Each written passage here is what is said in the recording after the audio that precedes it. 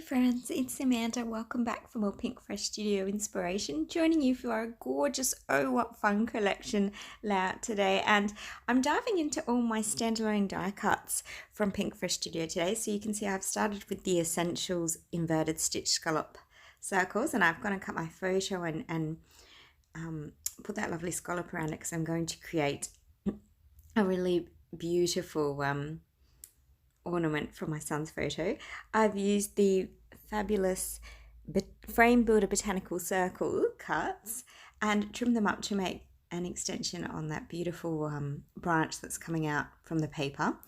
And then of course the fabulous artistic bows to make my bow for the trim on the top of my ornament too. So really simple, really beautiful, and of course that gorgeous paper just sort of lent itself to that design, didn't it? It was already there for us. So really simple to create, but it just is such an elegant paper collection, and I think it's nice to showcase these beautiful papers.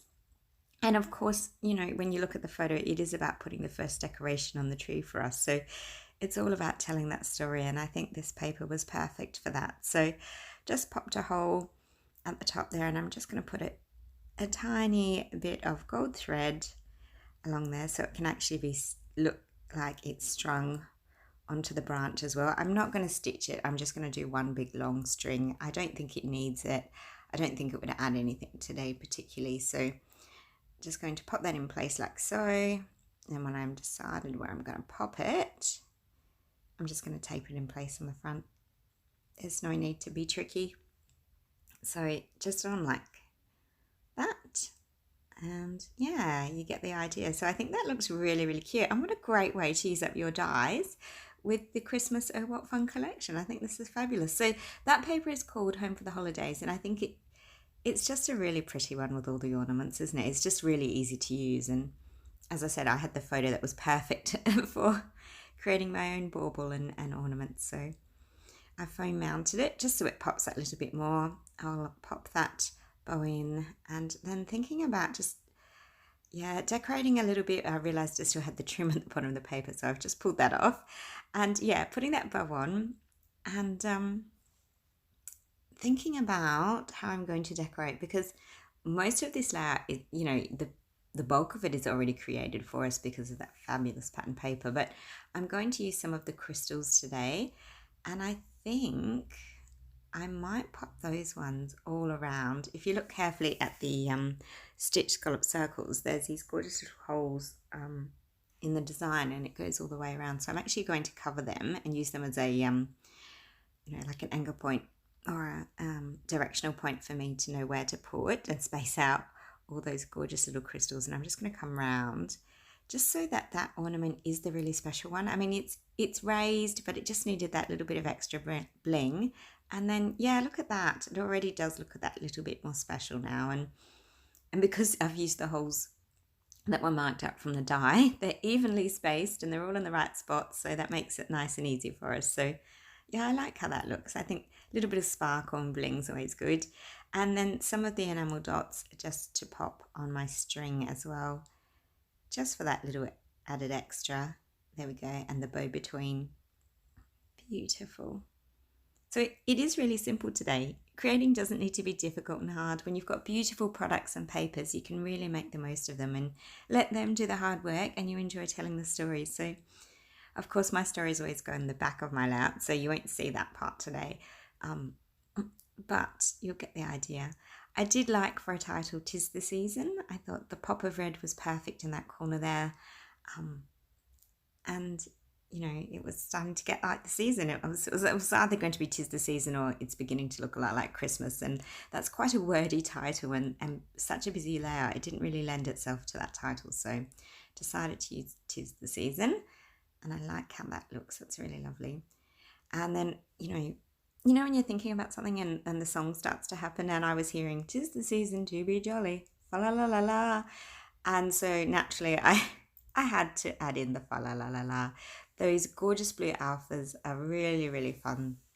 The colour is so pretty, and it just pops against all those really colourful ornaments on the left there. So I've just, yeah, run them in so that the fa and la line up, and then the la and la line up. So And I think that looks, yeah, that way it's aesthetically pleasing and balanced and just really pretty. So one more puffy sticker though as a sentiment just to finish off with there, Christmas magic.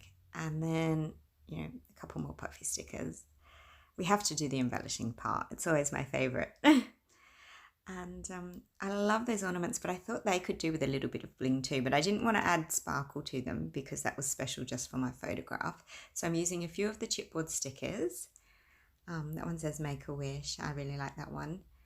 And yeah, I might use this one because it's a star as well. And the stars tie in nicely.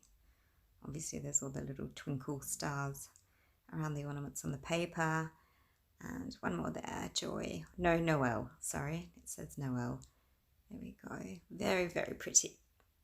And I think I'll also add some enamel dots to a couple of these as well, just so we've really got some interest happening on those ornaments as well. So they're not overlooked. I was thinking about making them dimensional, but I thought, you know what, that really would steal away from my photograph. And the aim is just to lift them a little, not to deter and distract your eyes. So I think they look really lovely.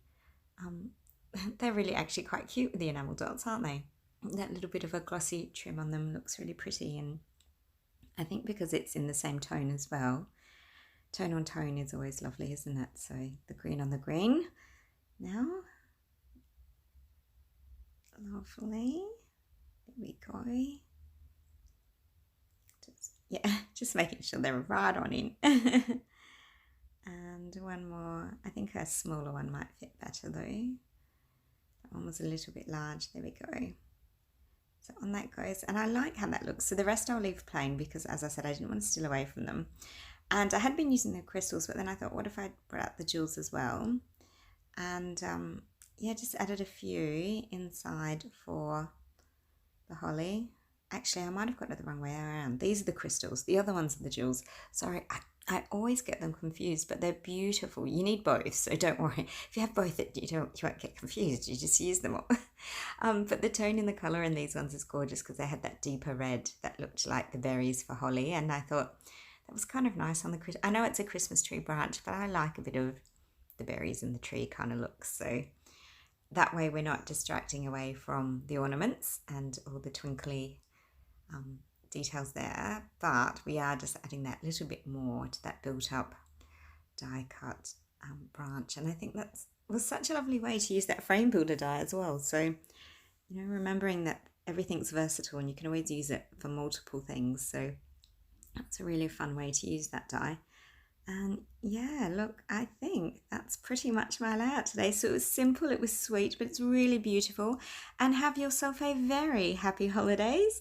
Thanks so much for watching. Don't forget to hit those like and subscribe buttons and have a wonderful, happy Arty days. Bye.